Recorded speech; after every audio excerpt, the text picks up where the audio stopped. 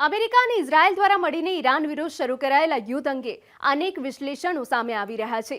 યુદ્ધના 2 સપ્તાહ થઈ રહ્યા છે। કેટલાક વિશ્લેષકો દાવો કરી રહ્યા છે કે ઇઝરાયલે અમેરિકાને આ યુદ્ધમાં ખરાબ રીતે ફસાવી દીધું છે। વિશ્લેષકોનું કહેવું છે કે ઇઝરાયેલી પ્રધાનમંત્રી બેન્જામિન નેતન્યાહુએ અમેરિકી હિતોને બદલે ઇઝરાયલના વિશેષ ઉદ્દેશ્યોને પૂરા કરવા માટે અમેરિકાની યુદ્ધમાં ખેંચી લીધું છે। અનેક નિષ્ણાંતોનું માનવું છે કે ઇઝરાયેલે ઈરાનના પરમાણુ કાર્યક્રમને જોખમ તરીકે રજૂ કરીને અમેરિકાને યુદ્ધમાં ભેરવી દીધું। વાસ્તવમાં ઇઝરાયેલના હુમલા દ્વારા મુખ્ય ઉદ્દેશ્ય ઈરાન સાથે અમેરિકી કૂટનીતિને અવરોધવાનો અને ગાઝામાં ઇઝરાયેલી કાર્યવાહીઓથી વૈશ્વિક ધ્યાનને ભટકાવવાનો હતો। અમેરિકી રાષ્ટ્રપતિ ટ્રમ્પને ઇઝરાયેલની કાર્યવાહીમાં ક્રેડિટ લેવાની ઈચ્છાએ ફસાવ્યા છે। શરૂઆતમાં તટસ્થ રહેલા ટ્રમ્પ હવે ઈરાનનું સમગ્ર આકાશ પોતાના નિયંત્રણમાં હોવાના દાવા કરી રહ્યા છે, જે ઇઝરાયેલની આક્રમકતાને વધારી રહ્યા છે। આ અમેરિકાને એક લાંબા સૈન્ય સંઘર્ષમાં ધકેલી રહ્યું છે, જે અમેરિકી હિતોને નુકસાન પહોંચાડશે એવું માનવામાં આવે છે। ઇઝરાયેલ અને અમેરિકાએ વિચાર્યું હતું કે ઈરાન જલ્દી તૂટી જશે, પરંતુ ઈરાની મિસાઇલ હુમલાઓ અને પ્રોક્સી જૂથોની સક્રિયતાએ સંઘર્ષને ક્ષેત્રીય બનાવી દીધો છે। સુપ્રીમ લીડર ખામેનીની હત્યા જેવા પગલાઓએ શિયા મુસ્લિમોને એકજૂટ કરી દીધા છે। અમેરિકી ઠેકાણા ઉપર હુમલાઓ વધી ગયા છે। સ્ટ્રેટ ઓફ હોર્મુઝ બંધ થવાથી વિશ્વ હવે મુશ્કેલીમાં મુકાઈ ગયું છે। વૈશ્વિક અર્થવ્યવસ્થા સ્પષ્ટ રીતે પ્રભાવિત થઈ રહી છે। ઈરાને જે રીતે ખાડીના અમેરિકી સહયોગીઓ અને અનેક અમેરિકી બેઝ પર મિસાઇલથી હુમલા કર્યા છે, તેણે સહયોગીઓના હોશ ઉડાવી દીધા છે। ઈરાન યુદ્ધ સમાપ્ત કરવા અમેરિકા પર દબાણ વધારવા લાગી ગયું છે। રિસ્પોન્સિબલ સ્ટેટક્રાફ્ટના વિશ્લેષકો લખે છે કે ઇઝરાયલ અમેરિકાને એક જાળમાં ફસાવી રહ્યું છે। પરમાણુ મુદ્દો ક્યારેય મુખ્ય પ્રેરણા હતો જ નહીં। કોલ મળીને નેતન્યાહુએ બધાને જોખમમાં મૂકી દીધા છે।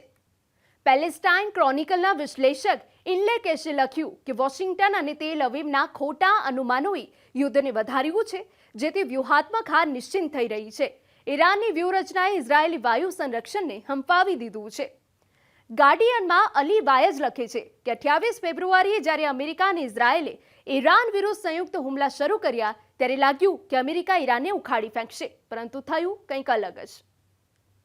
ઈરાની યોજનાકારો સમજે છે કે તેમના મિસાઇલ અને ડ્રોન ઉત્પાદન કેન્દ્રો જ અમેરિકાના મુખ્ય લક્ષ્યો હશે। આ લાંબા સમય સુધી બોમ્બિંગમાં ટકી શકશે નહીં, તેથી હથિયારોના ભંડારને મોટા પાયે વિનાશથી બચાવવું પડશે। લડાઈને ધીમી ગતિએ આગળ વધારવી પડશે। ઈરાન હવે આ જ કરી રહ્યું છે।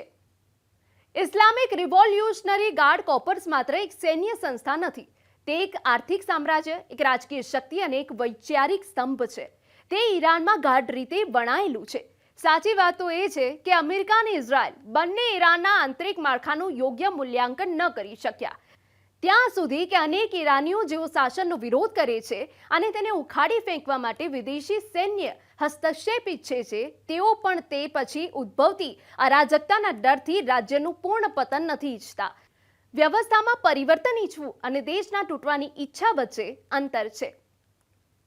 ઈરાન વિશેષજ્ઞ અને બ્રુકિંગ્સ ઇન્સ્ટિટ્યુશનના સુઝાન મલોની કહે છે કે ઇઝરાયેલી હુમલાઓએ ઈરાનને પડોશી દેશો પર હુમલા કરવા માટે મજબૂર કર્યા છે, જે અમેરિકાને વૈશ્વિક અર્થવ્યવસ્થા અને સહયોગીઓની સુરક્ષામાં ફસાવી રહ્યું છે।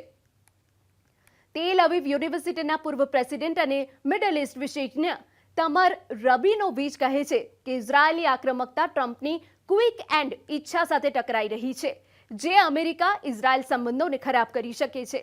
ગલ્ફ દેશો પર ઈરાની હુમલાઓ અમેરિકી અડ્ડાઓને જોખમમાં મૂકી રહ્યા છે। બ્રુકિંગ્સ ઇન્સ્ટિટ્યુશનના જ ડિફેન્સ પોલિસી વિશેષજ્ઞ મારિયા કાર્લીને લખ્યું કે આ યુદ્ધ અમેરિકાને લાંબા સમય સુધી ફસાવી શકે છે। ન્યૂયોર્ક ટાઈમ્સમાં એક કોલમમાં લખવામાં આવ્યું કે ગલ્ફ દેશો હવે ઇઝરાયેલને પણ ક્ષેત્રીય જોખમ માનવા લાગ્યા છે, કારણ કે તેના હુમલાઓએ ઈરાનને ઉશ્કેર્યું છે અને અમેરિકી સંરક્ષણને નબળું કર્યું છે। તેથી અમેરિકાની કૂટનીતિ વિફળ થઈ રહી છે। ખુદ અમેરિકી જનતા પણ આવું જ માની રહી છે। આ વાત અનેક તાજેતરના પોલ્સથી પણ જાહેર થઈ રહી છે। આ જ મહિને થયેલા અનેક તાજેતરના પોલ્સ કહે છે કે ઇઝરાયેલની ભૂમિકાને ટ્રિગર અથવા ટ્રેપ તરીકે જોવામાં આવી રહી છે, તેથી અમેરિકી હિતોને નુકસાન થઈ શકે। એક્સ પર તાજેતરની કેટલીક પોસ્ટમાં કેટલાક અમેરિકી યુઝર્સ કહી રહ્યા છે કે ઇઝરાયેલે અમેરિકાને ઈરાન યુદ્ધમાં ફસાવી દીધો છે। કેઝ્યુઅલ્ટીઝ વધવા પર જનમત વધુ વિરોધ થઈ જશે। જો યુદ્ધ લાંબુ ચાલ્યું તો વિરોધ વધી શકે છે।